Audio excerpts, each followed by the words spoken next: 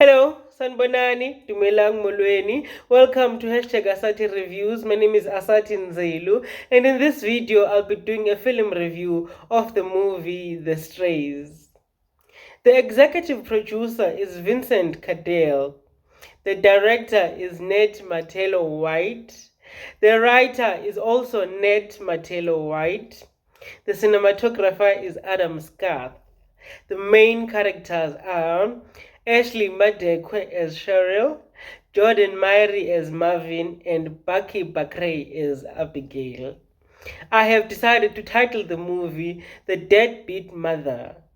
The Strays is a story of a young black woman, Cheryl, who abandoned an unfulfilling life in search for greener pastures. A few years later, Cheryl has created a new life for herself in the white community as an accomplished and charitable woman who has her life in order. She is now a deputy head and theology course leader at a private school, a wife to a white man, and a mother to white kids. Cheryl has completely erased all signs of blackness from her life, even though her husband misses the black Cheryl dearly. Unfortunately for Cheryl, her erased past starts haunting her. Cheryl starts hearing weird sounds at night, seeing drawings on her car, and seeing suspicious figures of black people who just appear out of nowhere and disappear again. These mysterious figures constantly disrupt her life, causing her to get into car accidents and introducing her children to substance consumption. This paranoia causes her great anxiety to the extent that she loses her mind and gives her son a beating when he comes home late from a basketball game. During a hazardous event at her private school, Cheryl has an encounter with a black janitor who accuses her of erasing them.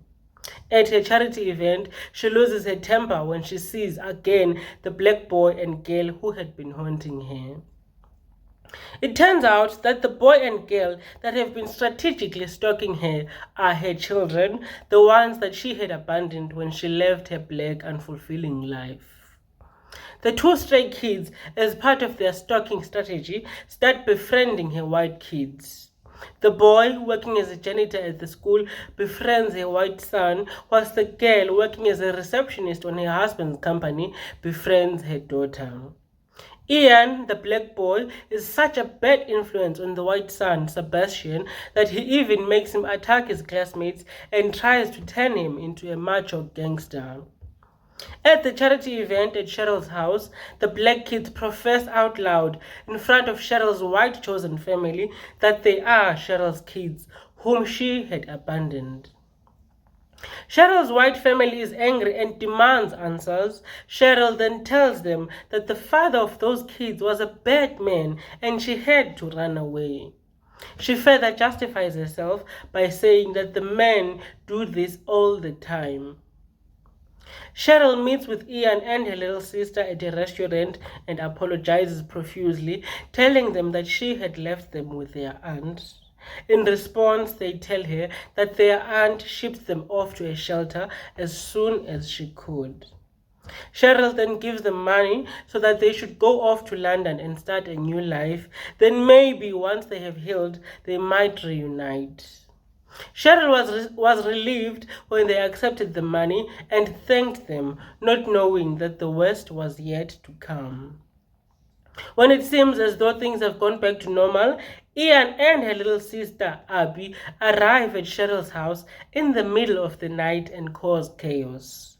They start by leaving the tap open, turning the TV on at full volume, and drowning all their personal cell phones. When everyone at Cheryl's house wakes up, being disturbed by the noise, Ian instructs them to order food so that they may eat as a family and celebrate Abby's birthday. When Cheryl's husband tries to talk him out of it, Ian attacks him and he instructs again that they play board games, and they all comply as they fear for their lives. When Ian gets bored with the board games, he takes Cheryl's husband to the home gym and bombards him with heavier weights than he can handle. The food order finally arrives and Cheryl instructs the delivery man to wait as she searches for a tip to thank him for being very accommodating. As Cheryl searches for the tip in her handbag, her husband succumbs to the heaviness of the weights, allowing them to squash him. Cheryl deceives them into thinking that she is going to tip the delivery man. Meanwhile, she takes this opportunity to escape with the delivery man, leaving both her white and black children staring at the door disappointedly. This movie shows the great lengths to which black people are willing to go to assimilate with whiteness as a side effect of colonialism.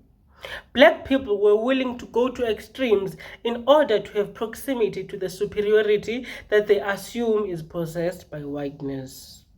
This movie also shows its viewers that not everything can be bought by money. Some things are just priceless, and an attempt to buy them is a gross insult that becomes a breeding ground for acrimony.